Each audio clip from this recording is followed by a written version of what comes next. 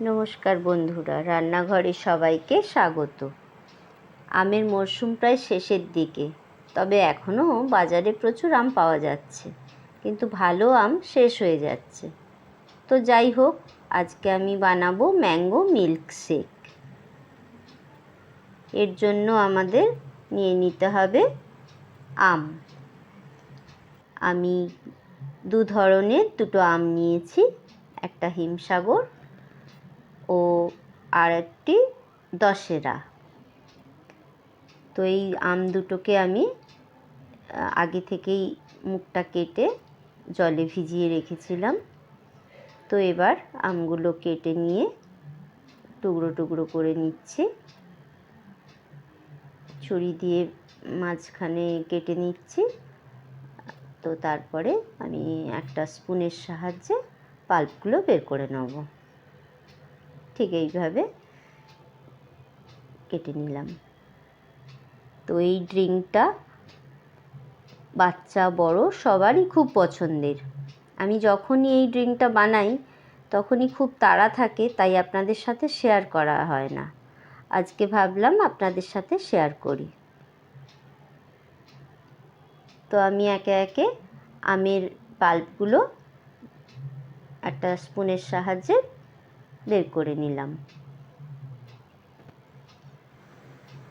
তো এবার একটা গ্রাইন্ডারের মধ্যে আমি নিয়ে নিচ্ছি আমের পাল্পগুলো।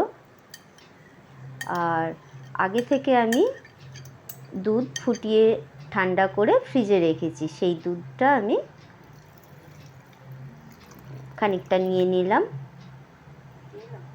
এর মধ্যে সামান্য একটু ওই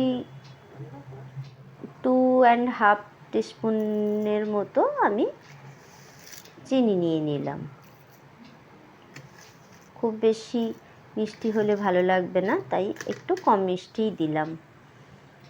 এবার আমি সব কিছু একসঙ্গে মিক্সিতে 2 মিনিটের জন্য ঘুরিয়ে নিচ্ছি।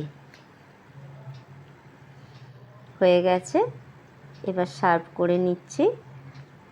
আমি 2 গ্লাস নিলাম, এর মধ্যে আমি ঢেলে নিচ্ছি।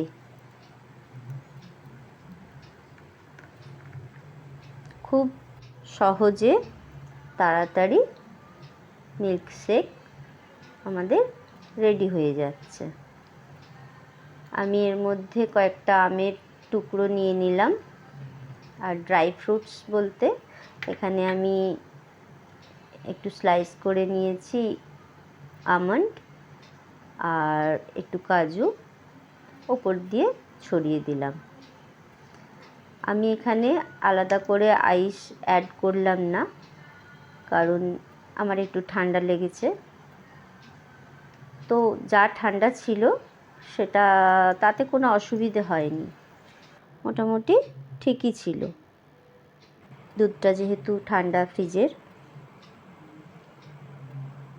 ভালো লাগলে অবশ্যই আপনারা ট্রাই করবেন। ভিডিওটি দেখার জন্য ধন্যবাদ।